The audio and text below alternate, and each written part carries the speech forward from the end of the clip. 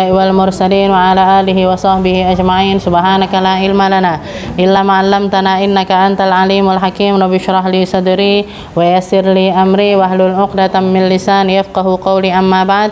Alhamdulillah ala nikmatil Islam, alhamdulillah ala nikmatil iman, wa kafa biha min ni'mah. Allahumma barik lana fi Rajab wa Sya'ban wa ballighna Ramadan wa ballighna Ramadan wa ballighna Ramadan wa ahinna lis-siyam wal qiyam wa qiraatil Qur'an wa qanni'na bil yasiri minal manam. Alhamdulillah, segala puji bagi Allah Subhanahu wa taala. Malam ini kita masih dipertemukan, kita masih diperkenankan oleh Allah Subhanahu wa taala untuk sama-sama nyari tahu tentang cara memperbaiki Ramadan kita.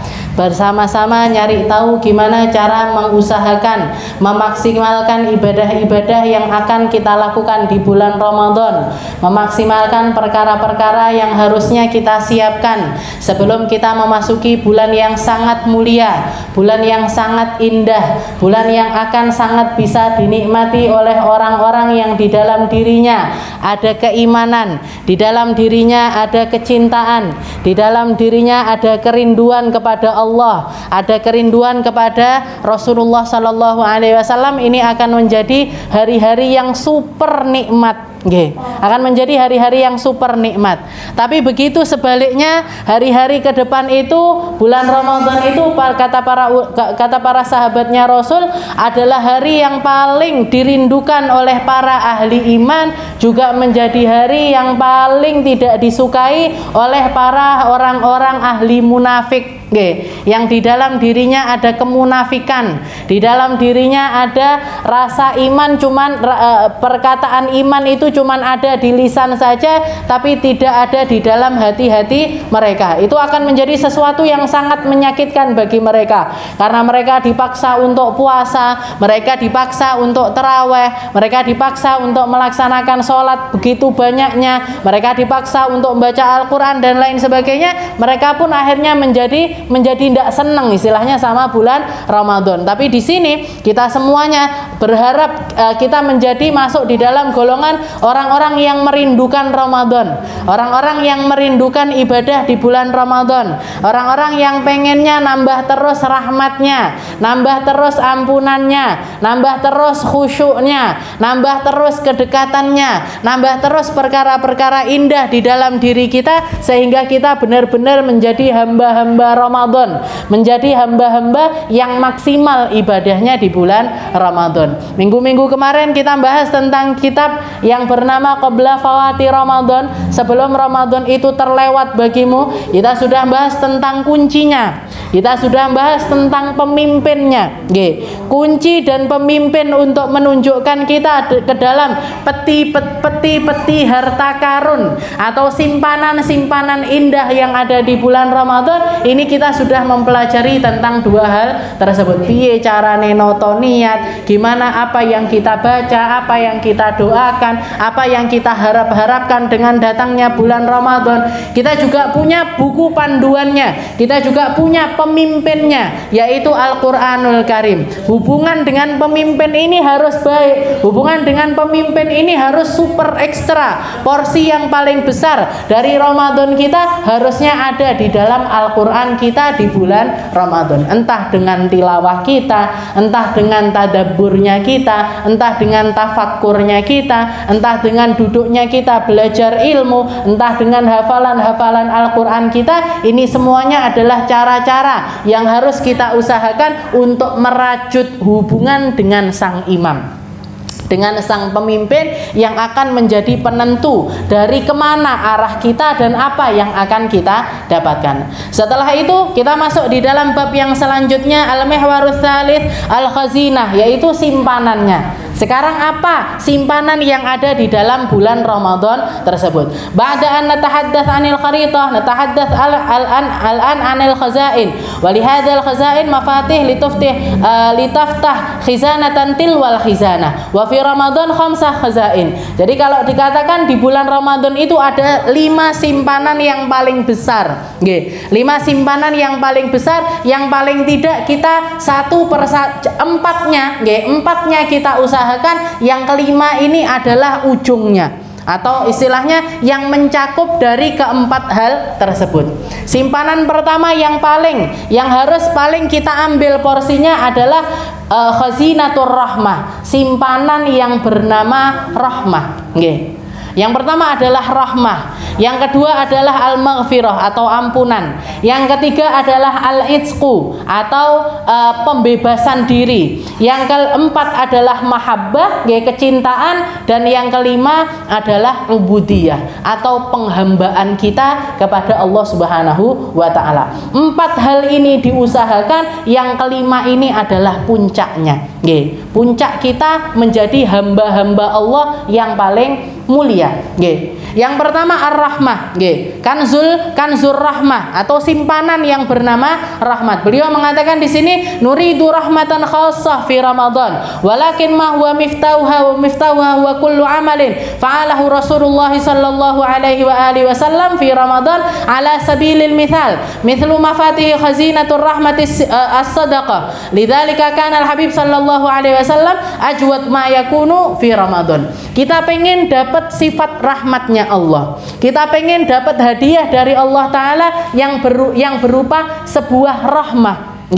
Dan Rasulullah Shallallahu Alaihi Wasallam ini ketika diutuskan oleh Allah Ta'ala dikatakan engkau adalah rahmatan lil alamin, wahai Muhammad, engkau adalah rahmat bagi alam semesta ini. Maka kita pengen nyari rahmat yang ada pada diri Nabi Muhammad itu ada pada diri kita juga. Rahmat yang Allah Ta'ala jadikan sebagai salah satu sifat terbesarnya Allah Ta'ala. Allah Ta'ala itu maha rahmat, maha kasih, maha sayang kepada hambanya. Saking sayangnya kepada hambanya sampai hamba itu tidak sadar kalau sedang dikasihi sama Allah Subhanahu wa Ta'ala. Kita itu saking banyaknya nikmat yang Allah Ta'ala berikan kepada kita sampai kita nggak sadar kalau itu adalah sebuah kenikmatan. Maka ambil sifat tersebut agar kita dapat. Jadi kita dulu yang mengusahakan rahmat tersebut agar dapat sifat itu dengan sendirinya dari Allah Subhanahu wa Ta'ala. Jalan pertamanya lewat jalan apa? Lewat jalan sedekah. Ambil porsi sedekah di bulan Ramadan. Sedekah untuk siapapun. Dan ajarkan anak-anak kita untuk sedekah. Ajarkan keluarga-keluarga terdekat kita. Jadi istilahnya salah satu hal yang harus kita usahakan di bulan Ramadan itu adalah sedekah.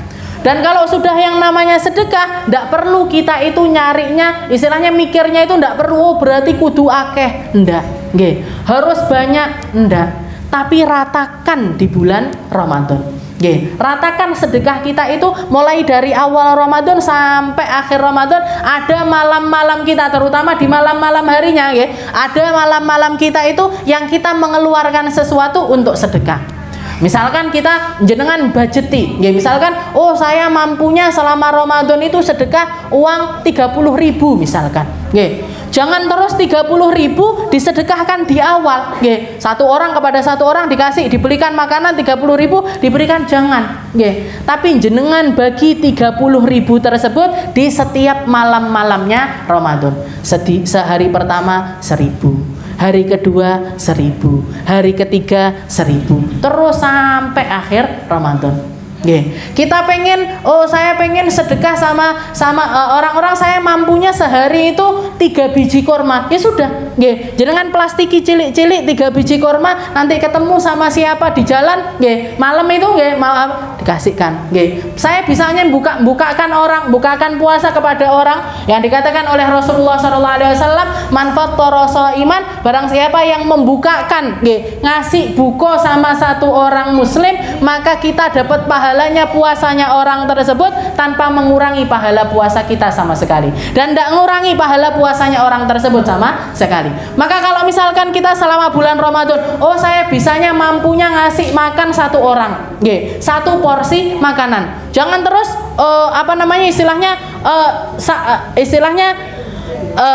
budgetnya besar tapi cuman satu hari atau pilih-pilih hari saja, jangan. Tapi setiap hari 1, hari kedua 1, hari ketiga 1 sampai akhir Ramadan. Yang kita pentingkan, yang kita utamakan adalah ratanya, bukan banyaknya. Nggih. Roto jenengan ratani, setiap malam-malam dari Ramadan itu ada porsi-porsi kita bersedekah. Untuk biasakan diri juga, nggih. Sedekah itu ndak harus kaya, sedekah itu ndak harus banyak. Yang penting pantas, nggih. Seperti yang dikatakan oleh Allah Taala, jangan kalian itu, nggih, jangan kalian itu membinasakan pahala sedekah kalian dengan bil manni wal adza. Nggih, syaratnya kalau kita pengen sedekah itu diterima sama Allah Taala, jangan kalian rusak dengan yang namanya al mannu wal adza. Al mannu itu apa? Ngungkit-ngungkit, nggih. Ojo diungkit-ungkit sing penting. Dengan sudah mengeluarkan, nggih, meskipun misalkan jenengan ngasih orang satu dikasih, tahu-tahu yang dikasih ini ngelokne awake dhewe. Jangan terus dikatakan, "Oh, wis tak sedekahi bendino, malah ngelokne. Wis tak api-apii kok malah merenguti aku." Jangan, nggih. Ini yang rusak pahala sedekahnya kita. Nggih, ya sudah, kita keluar, kita sedekah karena Allah. Kita ngeluarkan karena Allah. Kita ngasih karena Allah. Kita senyum karena Allah. Kita ngomong baik karena Allah. Tidak perlu kita itu ngungkit-ngungkit apa yang dilakukan seseorang kepada kita, atau apa yang dilakukan orang yang telah kita berbuat baik kepada mereka, kepada kita, nggih, timpal baliknya mereka ternyata apa? Terserah, nggih. Karena itu semuanya urusannya dia sama Allah. Urusan saya dengan kamu untuk nyari ridhonya Allah adalah saya bersedekah lewat dirimu. Dan sedekah ini kan macamnya banyak, gitu. Katanya Rasulullah, taat tabassum sedekah, guyui lo sedekah, ngomong yang baik itu loh sedekah, bertasbih itu loh sedekah, nggih, bertahmid itu sedekah. Nggih, ndak harus uang banyak, ndak harus porsi, ndak harus repot-repot, ndak harus. Nggih. Dan Ramadan ini pembelajarannya kita kalau mau nyari rahmatnya Allah Taala, nyari hadiah agar kita dihadiahi sifat rahmat yang menjadi salah satu sifat terbesarnya Rasulullah Shallallahu Alaihi Wasallam. Pandang hamba-hamba sekitar dengan cara rahmatnya Rasulullah Shallallahu Alaihi Wasallam. Diratani sedekah, nggih, setiap malam. Nggih, dengan harapan lagi ditambah lagi apa? Kalau kita meratakan sedekah setiap malam, ini mesti salah satunya nepati malam Lailatul Qadar. Kalau pas nepati malam Lailatul Qadar, kita sedekahnya Rp1 sekalipun atau Rp1.000 sekalipun, koyok sedekah Rp1.000 selama 1000 bulan. Nggih. Jadi koyok 1000 bulan pahalanya. Makanya diratani, sedekahnya itu diratani, senyumnya diratani, omongan baiknya diratani. Dimulai dari orang-orang sekitar kita dulu, karo bojone sing apik ngomongnya, sama anak-anaknya yang bagus ngomongnya, sama cucunya, sama tetangganya, sama orang-orang sekitar kita. Dimulai dari sedekah-sedekah yang semacam itu. Lalu yang kedua, nggih, selain sedekah, nggih, selain dengan sedekah, yang kedua yang kita pelajari dari sifat rahmat adalah yang namanya itsar, nggih. Itsar niku napa? Itsar itu ngalah, nggih. Belajar punya sifat ngalah, belajar mengutamakan orang lain, belajar nyari sesuatu itu dengan cara yang terhormat. Jangan sampai kita nggak dapat sesuatu tapi menyakiti orang yang lainnya. Ya, jangan sampai kita dapat sesuatu tapi nyakiti orang lain. Jangan sampai kita nggak dapat sesuatu tapi mendolimi orang lain. Jangan sampai kita dapat sesuatu tapi kudu tukaran dhisik untuk dapat itu hal yang semacam itu. Nggih, jenengan datang misalkan ke warung bakso, nggih, garek sak mangkok.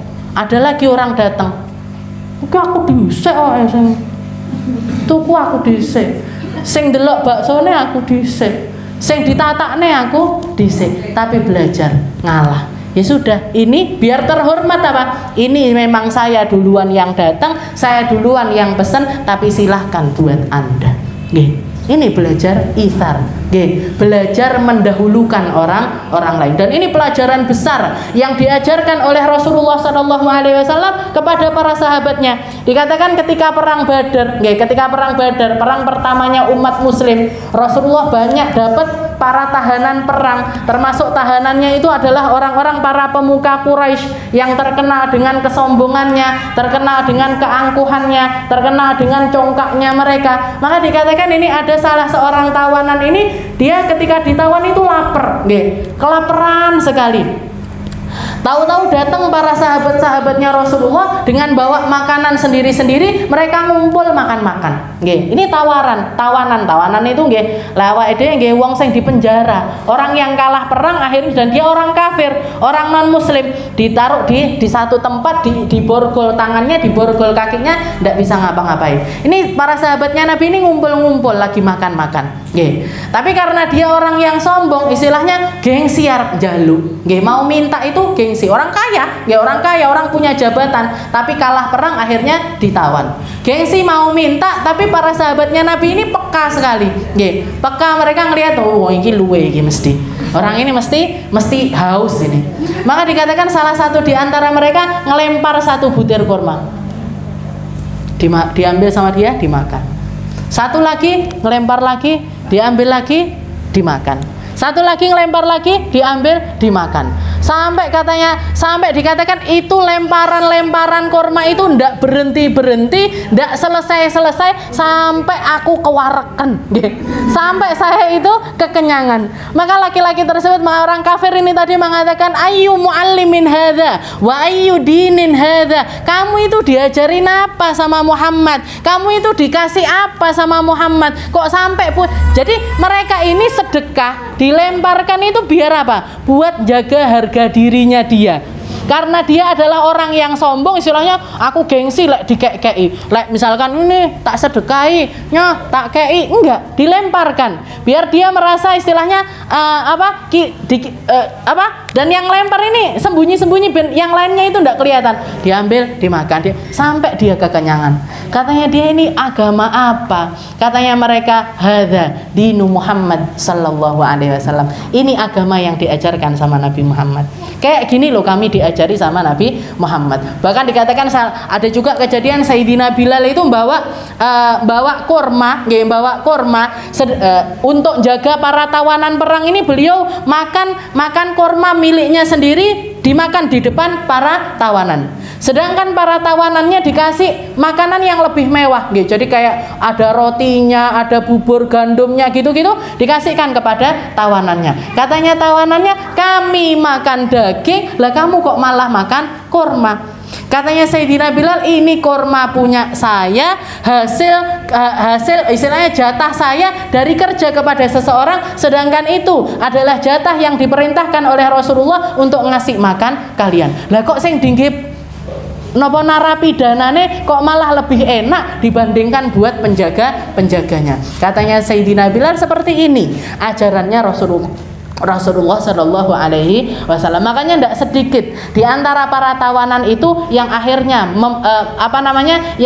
itu memutuskan untuk masuk ke dalam agamanya Rasulullah Shallallahu Alaihi Wasallam. Tidak katek bengok-bengok, nggak pakai ayo masuk Islam kamu, ayo begini, enggak.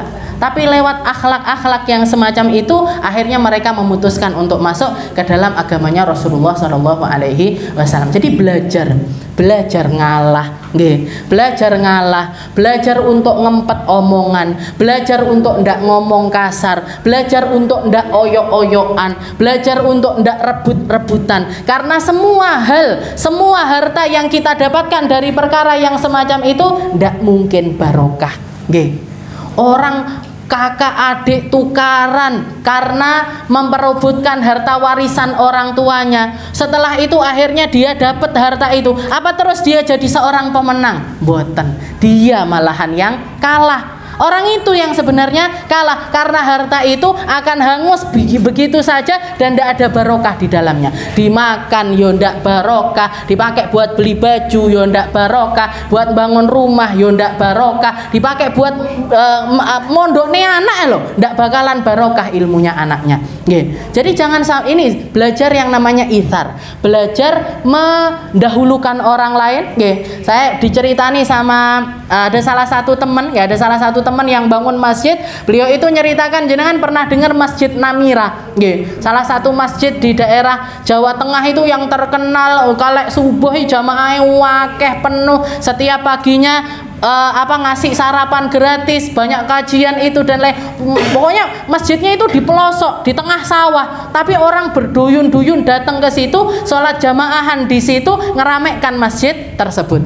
Dikatakan ini yang punya, yang bangun Masjid Namira itu pernah cerita, beliaunya itu cerita, katanya ini tanah warisan orang tuanya. Tapi orang tuanya itu kaya, istilahnya orang tuanya itu kaya raya, punya tanah di mana-mana. Nah, kakak-kakaknya atau saudara-saudaranya itu rebutan tanah-tanah yang strat, tanah-tanah yang istilahnya kayak di pinggir jalan. Jadi nanti akhirnya dibukai usaha kan jalan. Pokoknya nyari tanahnya itu di kakak-kakaknya atau saudara-saudaranya itu ngambili tempat-tempat yang paling strategis istilahnya gitu, yang bagus-bagus, yang dia dapat sisanya. Orang ini yang punya Masjid Namira itu dapat sisanya, dikasih tanah besar tapi di tengah sawah. Di tengah sawah. Tapi qadarullah, katanya beliau tak niati bangun masjid dengan harta seadanya, akhirnya jadi, malah dikasih barokah sama Allah Ta'ala, jadi rame tempatnya, jadi ribuan orang setiap hari sholat di situ. Ini kan pahalanya luar biasa. Jadi sesuatu yang dikira nggak kan pahit, pas waktu wes kowe entuk sing iki ae, kamu dapatnya tanah yang ini aja, di tempat yang enggak strat, di tempat yang enggak mungkin kayaknya dibuat usaha enggak bisa dan lain sebagainya. Tapi karena di situ dia memilih untuk mengalah, dia memilih untuk enggak rebutan, dia memilih untuk enggak oyo-oyoan, malah diselamatkan sama Allah Ta'ala hartanya, tambah barokah, tambah istilahnya seneng gembira gitu. Lek mbuduhe masjid, terus masjidnya rame, banyak orang sholat di situ, seneng napa mboten? Senang banget, senang luar biasa. Itu yang namanya rahmat. Jadi rahmat itu dimulai, belajarnya mulai dari sedekah dan juga dimulai dengan ithar. Ithar itu mendahulukan orang lain. Wes ora usah oyo-oyo aneh neng pasar. Iki wak sing iki dinya.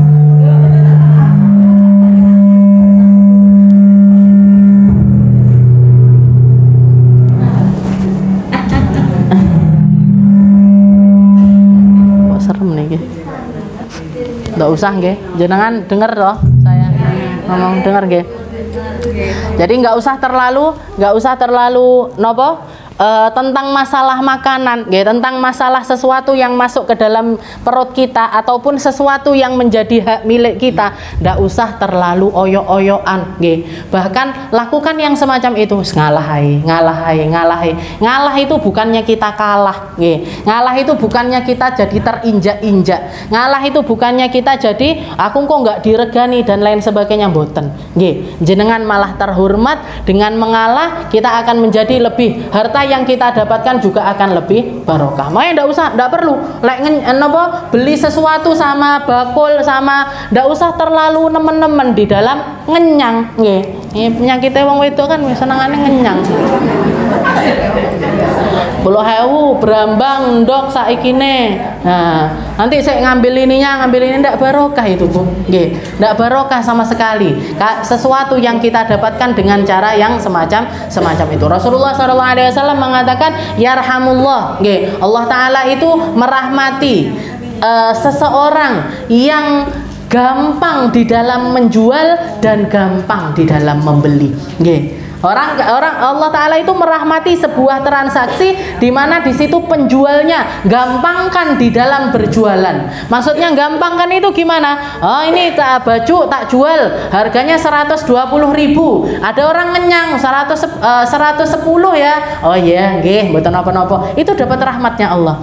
Yang harta didapatkan juga barokah. Ini yang dipakai, yang dibeli sama orang, dibawa pulang juga jadi barokah. Makanya nyari tempat beli, cari tempat yang seperti itu, saya nggak usah oyo-oyoan di dalamnya, yang nggak usah pakai nyang-nyangan nyenyang berarti nggak boleh, Kak, boleh, silahkan, lek jenengan pancen hobi ngenyang nggak apa-apa, tapi ojo angel-angel, tapi jangan sulit-sulit, jadi jualan yang gampang, beli juga yang gampang. Jualnya yang gampang, belinya juga gampang. Salah satu kisah yang paling terkenal di masa Rasulullah SAW tentang itsar, tentang mendahulukan orang lain itu yang sampai dipuji oleh Allah Subhanahu wa taala. Allah taala sampai mengatakan wa yu'thiruna ala anfusihim walau kana bihim khasasah. Mereka adalah satu kaum yang selalu mendahulukan orang lain meskipun mereka sendiri susah. Di dalam satu peperangan ada seorang sahabat wis sekarat, sudah luka di seluruh sekujur tubuhnya, sekarat minta minum. Air udah di depan mata, kedengeran sebelahnya juga bilang air. Katanya orang ini, kasihkan sebelahku. Dikasihkan ke sebelahnya. Sebelahnya mau minum, sebelahnya lagi nangis. Aku minta minum. Dikasihkan ke sebelahnya. Terus, sampai 4-5 orang semuanya diberikan ke sebelahnya. Akhirnya yang sebelahnya dengar lagi, yang pertama minum. Diberikan ke yang pertama meninggal, yang kedua meninggal, yang ketiga meninggal. Sampai semuanya yang pertamanya minta minum itu airnya utuh, nggak ada yang dikasih minum, dan semuanya meninggal dalam keadaan kehausan. Saking mendahulukan orang lain. Makanya mindsetnya yang diputer sekarang bukan lagi tentang urusan saya, tapi tentang urusan orang lain. Bukan tentang senangnya saya, tapi tentang senangnya orang lain. Bukan tentang puasnya saya, tapi tentang puasnya orang lain. Belajar mengambil sifat itsar. Jadi dua jalannya, sedekah sama itsar. Sedekah sama mendahulukan orang lain. Simpanan yang kedua adalah al-maghfirah atau ampunannya Allah Subhanahu wa taala. Wal maghfirah an ta'fu an kulli man dhalamaka wa man sayudlimuka. Jadi kalau tentang ampunan ini kita belajar mengampuni, kita belajar untuk mengampuni orang-orang yang mendolimi kita ataupun orang-orang yang akan mendolimi kita. Orang yang mendolimi kita, yang tidak senang sama kita, yang nyaci maki kita, yang yang berbuat buruk kepada kita ampuni. Bahkan orang yang masih mau punya gelagat yang akan mendolimi kita ampuni juga. Ini ajarannya Rasulullah Shallallahu Alaihi Wasallam. Lidzalika idza afauta amman dhalamaka wa amman sayudlimuka. Kalau untuk orang yang sudah mendolimi kita, cara memaafkannya gimana? Cara memaafkannya dimaafkan. Dia berbuat salah, kita maafkan. Kalau orang-orang yang akan mendolimi kita, cara memaafkannya gimana? Mencegah mereka dari kedoliman tersebut. Mencegah mereka dari kedoliman tersebut. Kita utang piutang misalkan, ada orang utang sama kita, kita pinjemi, misalkan dia minjem 100.000, jangan pinjemi, minjem lagi 100.000, sing pertama belum dibayar, dipinjemi lagi. Ketiga kali kita dipinjemi lagi, dipinjem lagi. Ini kira-kira yang akan terjadi apa? Tidak bakal dibayar lagi, maka jenengan cegah di situ. Wes bu, tidak usah utang lagi sama saya, karena yang pertama belum dibayar, yang kedua belum dibayar, yang ketiga ini kayaknya juga tidak bakalan Anda bayar. Maka kita cut. Itu bukannya kita tega sama mereka, bukan, tapi untuk mendidik mereka bahwasanya yang semacam ini, orang yang tidak perhatian sama utang, tidak perhatian sama pinjaman, tidak perhatian minjem sama ini, sama haknya orang lain, itu dia tidak perhatian, itu akan membawa dampak yang besar untuk akhiratnya dia. Sing soro yang diremehkan orang dia, yang terinjak harga dirinya dia, yang tidak dihargai orang lain dia. Orang yang bikin masalah di mana-mana, orang lain pandangannya sama dia gimana? Wong iki utang ora tahu dibayar. Ini orang urusan harta ndak tahu bener. Ini kalau muamalah tentang harta ndak bener. Jadi kita mencegah mereka dari perkara tersebut, itu adalah sedekah terbaik untuk mereka. Itu adalah ampunan terbaik untuk mereka. Karena urusannya panjang, Bu. Rasulullah aja sampai tidak mau nyolati seseorang yang meninggal utang. Sampai ada yang jamin kalau utangnya itu ada yang mau bayarkan, baru mau nyolati Nabi. Lek ndak ada, ndak disolati sama Nabi. Orang meninggal mati syahid sekalipun, yang dosanya semuanya diampuni sama Allah Ta'ala, ndak terampuni kalau masih punya utang. Arab dadi syahid ndak situ. Mau jadi orang mulia ndak jadi. Mau diangkat derajatnya ndak jadi.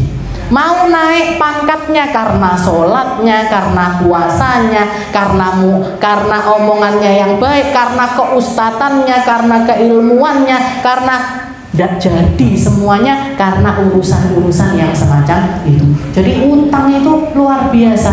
Makanya kita diperintah, kalau abah saya ngomong bahasa gampangnya itu, bahasa gampangnya kita itu kalau urusan berbuat baik sama seseorang ndak usah perhitungan, tapi tentang urusan yang bisa menimbulkan kecacatan, di situ kita yang harus hati-hati. Makanya saya sama abah saya, sama orang tua saya sendiri, sama umi saya, mau istilahnya masalah muamalah maliyah, masalah harta, masalah misalkan saya masukkan dagangan ke toko atau saya masukkan sesuatu yang mau dijual di toko, itu resmi, Bu. Yo enek regane, yo ada notanya, yo ada tanda tangannya, ya ada stempelnya. Ini yang nota yang sudah dibayar, ini yang belum dibayar. Jadi semuanya pakai bukti-bukti yang semacam itu, pakai hitam di atas putih. Karena kalau kita mau berbuat baik, tidak perlu kita mencegah sesuatu yang akan terjadi, yang sesuatu yang baik yang akan terjadi itu tidak perlu kita hitung-hitungan di situ, tidak perlu kita berhati-hati di situ. Tapi yang kita perlu berhati-hati adalah sesuatu yang mungkin akan menimbulkan kesan buruk di akhir.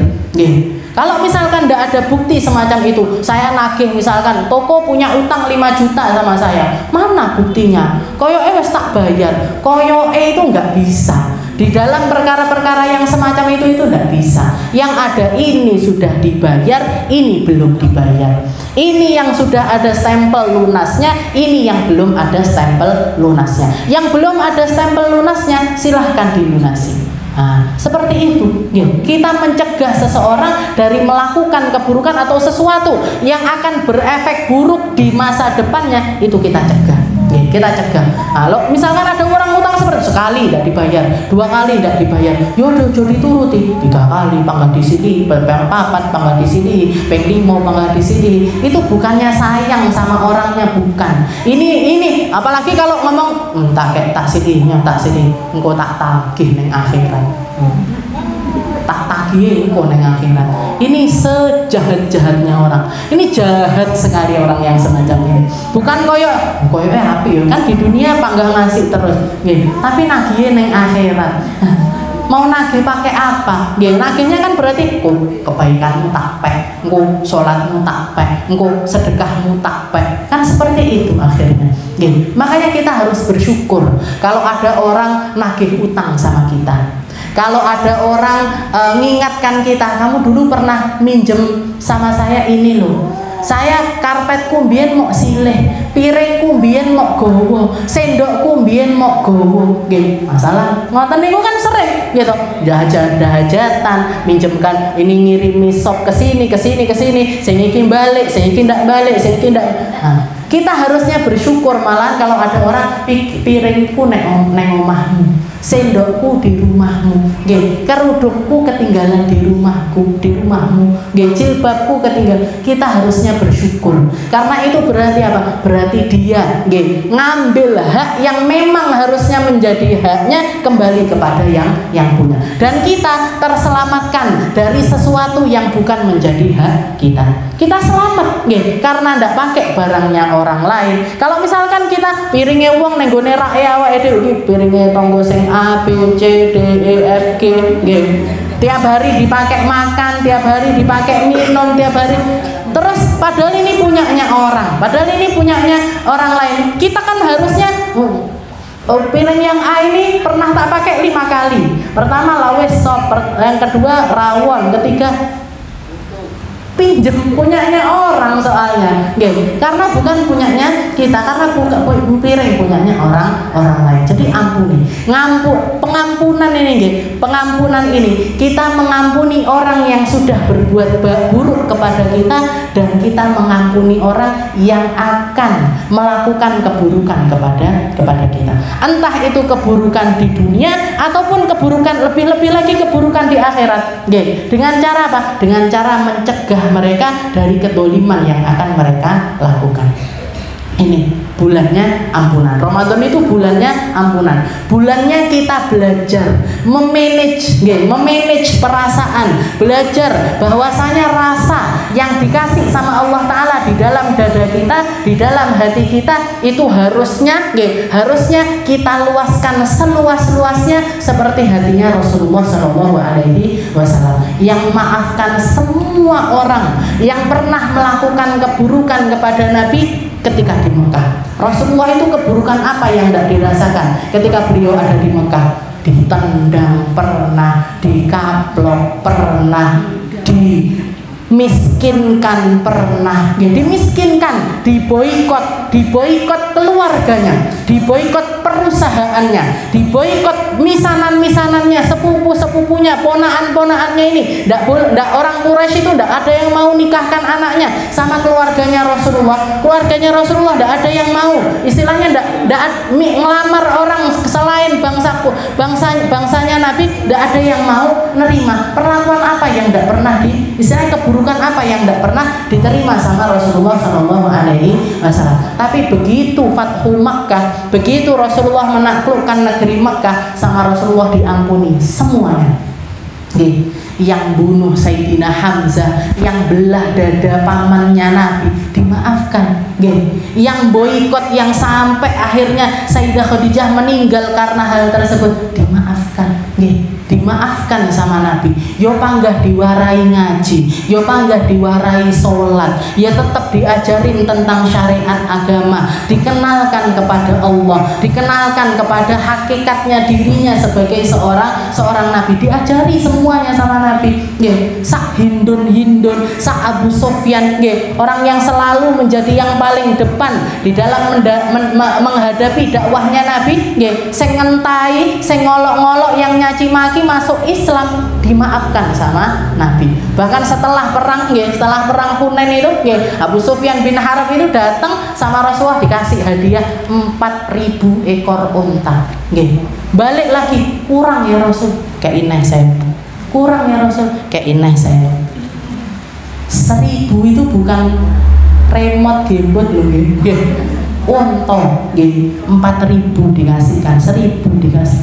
Ini orang yang nyaci maki Nabi, ini orang yang ngelek-ngelek Nabi, ini orang yang pernah istilahnya hampir membunuh Nabi berkali-kali, mau menghalangi dakwahnya Nabi sampai menghalalkan kepalanya. Rasulullah SAW diperlakukan seperti itu sama Nabi. Jadi diampuni, setelah itu apa? Dicegah untuk melakukan kezaliman. Dengan cara apa? Dipahamkan agama, diajari tentang syariat, dikenalkan kepada Allah Subhanahu wa Ta'ala, hilang akhirnya kezaliman tersebut. Jadi dengan nasihati orang, nuturi orang, ngasih tahu orang tentang mindset yang benar, tentang mindsetnya Rasulullah SAW, itu termasuk di dalam kategori pengampunan. Kita ngampuni orang yang berbuat salah dan mencegah seseorang untuk melakukan kesalahan. Itu yang kedua. Lalu yang ketiga apa? Khazinatul itiq. Yang ketiga adalah membebaskan diri kita. Bebaskan dari apa? Bebaskan diri kita dari setannya diri kita sendiri. Bebaskan diri kita dari keburukan diri kita sendiri. Wa min mafatihi khazinatil itiq an ta'tiq nafsaka min nafsik. Jadi bebaskan dirimu dari dirimu. Atquhu laka murtabitun bi itqika li nafsik wabda bi itqil ashal fal ashal. Dan ini bisa kita mulai dari perkara yang tergampang. Dari perkara yang tergampang. Misalkan seperti apa? Saya itu penyakit yang masih ada di dalam diri saya, ini lisan saya ini, mulut saya ini gampang ngelokne wong misalkan. Masih gampang nyalahkan orang, masih gampang merendahkan orang. Dimulai dari situ. Kita cari tahu dulu penyakitnya, kita cari tahu dulu kesalahannya, setelah itu berusaha untuk membebaskan hal tersebut. Dimulai saiki aku arep ngelatih mulutku biar ndak banyak ngomong. Biar ndak, kalau orang banyak ngomong kan mesti banyak salah. Piye carane? Ya sudah, puasa ngomong. Nggih. Puasa ngomong karo bojone, "Mak, segone nang ndi?" "Sope nang ndi?" "Banyune nang ndi?" "Kenapa, Mah?" "Poso." Ya, ditulis misalkan, "Poso ngomong ya, biar saya ndak banyak salah. Saya pengen ngelatih mulut saya ini biar ndak banyak salah." Ya, dilatih sehari mulut, sehari mata, sehari telinga, sehari kaki, sehari tangan, sehari pikiran. Nah, jadi dimulai dari kita memperhatikan setiap anggota tubuh kita, ini salah-salahnya di mana, kita cari salahnya, setelah itu kita benerin. Biar apa? Untuk membebaskan diri kita dari perkara-perkara buruk diri kita sendiri. Untuk membebaskan diri kita dari perkara buruk, jadi setannya diri kita sendiri. Karena itu semuanya berarti masih terbelenggu, semuanya masih terbelenggu dengan kesalahan-kesalahan, terbelenggu dengan dosa-dosa. Piye caranya? Sudah seperti itu. Kita latih mulai dari mulut, setelah itu penglihatan, setelah itu pendengaran, setelah itu tangan, setelah itu kaki. Jangan diperhatikan satu persatu, digoleki salahnya siji-siji, dipreteli salahnya satu-satu. Setelah itu kita usahakan sedikit demi sedikit, sedikit demi sedikit. Istilahnya sedikit-sedikit ya perubahannya sedikit, iya. Tapi dengan berjalannya waktu, kalau kita lakukan itu selama 30 hari, insya Allah bakalan kebiasaan. Yang biasanya kaget-kaget, sing ngomong elek-elek, apa cecak-cecak, apa kan banyak kan yang seperti itu. Nah, ini dulu ditahan dulu. Nah, pertama kita tahan dulu, ndak ngomong apa-apa, baru setelah itu dihiasi. Hiasinya pakai apa? Dengan zikir. Aku tak nggawa tasbih terus saya, biar enggak ngomong yang jelek-jelek. Saya tak megang tasbih aja, biar saya tak baca sholawat aja. Atau ikut kajian-kajian, kajian ini ngajak baca sholawat sekian kali, kajian ini ngajak baca tasbih sekian kali, yang ini ngajak baca Al-Quran hataman setiap sehari 1 juz misalkan seperti itu. Jadi kita hiasi. Jadi tahliyah summa tahliyah. Jadi dikosongkan dulu, baru setelah itu kita hiasi. Diilangi dhisik elek-eleke, dibersihkan dulu jelek-jeleknya, baru setelah itu kita hias dengan perkara-perkara yang indah, bacaan Al-Quran, sholawat dan lain sebagainya. Qala Rasulullah sallallahu alaihi wasallam, karena Nabi Muhammad mengatakan, inna fil jannati baban yuqalu lahu rayyan. Di surga itu ada satu pintu yang bernama Ar-Rayyan. La yadkhuluha illa shaimun. Yang boleh masuk ke dalamnya itu adalah orang-orang para ahli puasa. Tapi yang dimaksud dengan ahli puasa ini ahli yang istilahnya yang dimaksud puasa di sini bukan puasanya orang umum. Puasanya orang umum itu apa? Yo puasa dari makanan, minuman, dari segala sesuatu yang membatalkan mulai pagi sampai maghrib. Nah, ini puasanya orang umum. Sedangkan puasanya orang khusus, tingkatan kedua dari puasa itu puasanya orang khusus. Puasa dari apa? Puasa dari segala sesuatu yang menyalahi aturannya Allah. Ngelihat yang jelek-jelek ditinggalkan, dengarkan yang jelek-jelek ditinggalkan, ngomong yang jelek-jelek ditinggalkan. Itu puasanya orang khusus. Nah, yang masuk ke pintu yang namanya Ar-Rayyan itu tadi adalah orang-orang yang puasanya khusus. Ada lagi di atasnya, saumul khawasil khawas, puasanya orang khusus dari yang terkhusus. Apa itu? Puasa dari yaitu mereka-mereka yang melakukan puasanya meninggalkan segala sesuatu kecuali Allah. Ditinggalkan semuanya kecuali yang untuk Allah. Ngomongnya untuk Allah, ngelihatnya untuk Allah, dengerinnya untuk Allah, jalannya untuk Allah. Jadi yang gerakkan dirinya adalah Allah, sedekahnya karena Allah. sholatnya karena Allah, semuanya dia lakukan, dan yang menggerakkan itu adalah saya pengen dekat sama Allah, saya pengen nyari ridhonya Allah. Itu ini puasanya orang yang tingkatannya paling tinggi. Itu yang ketiga. Lalu yang keempat, khazinatul mahabbah, simpanan yang bernama cinta. Dan ini kita sudah dilatih dengan puasa itu sendiri. Puasa itu kan, makanya Allah Ta'ala sampai mengatakan kullu amali ibni Adam, semua amaliyahnya ibnu Adam, semua amaliyahnya orang muslim lahu, itu untuk mereka.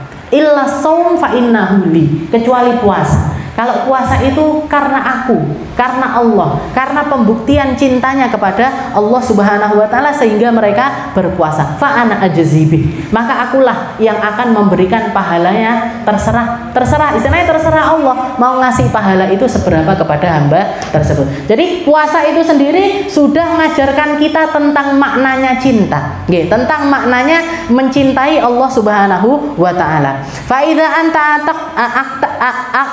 nafsak ta'ahalta lidukhuli babil mahabbah. Ketika kamu mengusahakan 3 perkara yang tadi itu rahmat kita usahakan, ampunan kita usahakan, pembebasan diri kita usahakan, maka kita sudah siap masuk ke dalam pintu yang namanya cinta.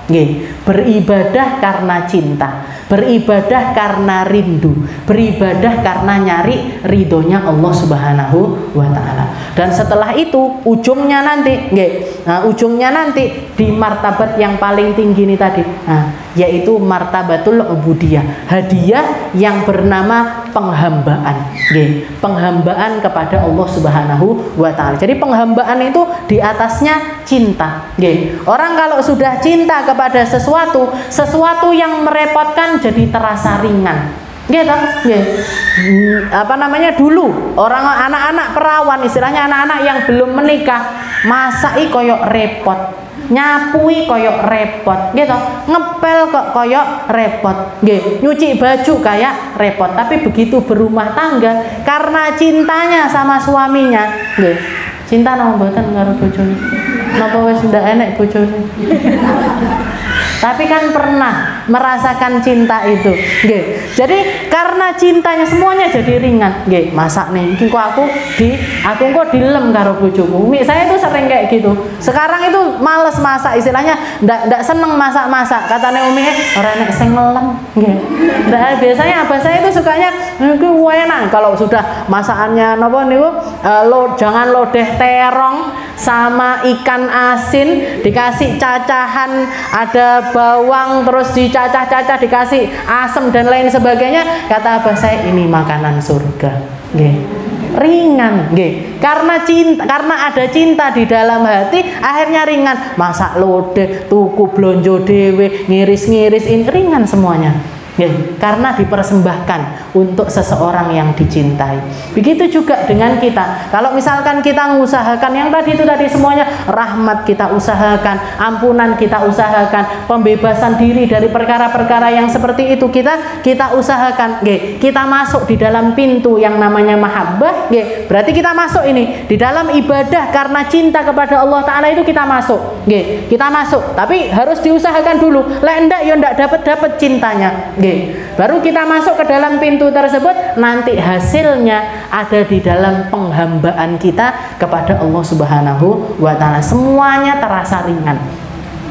Bahkan bisa jadi kita rindu sama sholat, rindu sama Ramadan, rindu sama terawih, rindu sama sedekah, rindu sama bagi-bagi, rindu sama kebaikan-kebaikan yang bisa kita lakukan, rindu majelis-majelis taklim, rindu kajian-kajian, rindu. Ya, kenapa? Karena kita sudah mengusahakannya dari awal, dan Ramadan ini adalah bulan yang paling tepat bagi kita untuk nyari itu semuanya, nyari itu semuanya sampai ujungnya ada di dalam martabatul ubudiyah. Jadi kita melakukan semuanya, dilatih hawa nafsunya, dilatih ibadahnya, dilatih ngajinya, dilatih pandangannya, dilatih gerak-geriknya, agar itu semuanya bisa menjadi sebab-sebab Allah Ta'ala itu ridho kepada kita, sehingga kita dapat perkara-perkara indah yang luar biasa dari Allah Subhanahu wa Ta'ala. Mugi-mugi semuanya bisa mengusahakan jalannya. Mugi-mugi bisa menjalankan dengan cara yang terbaik, mugi-mugi bisa menjalankan dengan cara yang paling diridhoi oleh Allah Subhanahu wa taala, lewat jalan manapun, nggih, dengan cara apapun, seperti apapun model ibadah itu, seperti apapun cara kita beribadah kepada Allah taala, tapi semuanya intinya sama, semuanya tujuannya sama, semuanya harapannya sama, untuk bisa selamat di dunia, selamat juga di akhirat, untuk bisa merasakan cintanya di dunia, merasakan cintanya juga di akhirat, bisa merasakan dekatnya kita sama Allah taala di dunia dan merasakan dekatnya kita juga di akhirat. Ramadan sudah dekat dari kita, nggih, hawa-hawane wis nyampe kepada kita. Semoga kita semuanya disehatkan, dipanjangkan umurnya, dikasih perkara-perkara yang baik, dikasih keberkahan di dalamnya, dikasih titipan rahmat di dalamnya, dikasih titipan ampunan di dalamnya, dikasih titipan pembebasan untuk hawa nafsu kita, dikasih itu semuanya oleh Allah Subhanahu wa taala. Dan semoga Allah taala mempertemukan kita sama Ramadan tahun ini, Ramadan berikutnya lagi, fi khairin wa lutfin wa afiyah, dengan cara yang baik, dengan cara yang lembut, dengan cara yang paling diridhoi oleh Allah Subhanahu wa taala. Ala hadhihi niyyah wa ala niyatin salihah wa ila hadratin Nabi Muhammad sallallahu alaihi wasallam. Bismillahirrahmanirrahim. Fatihah.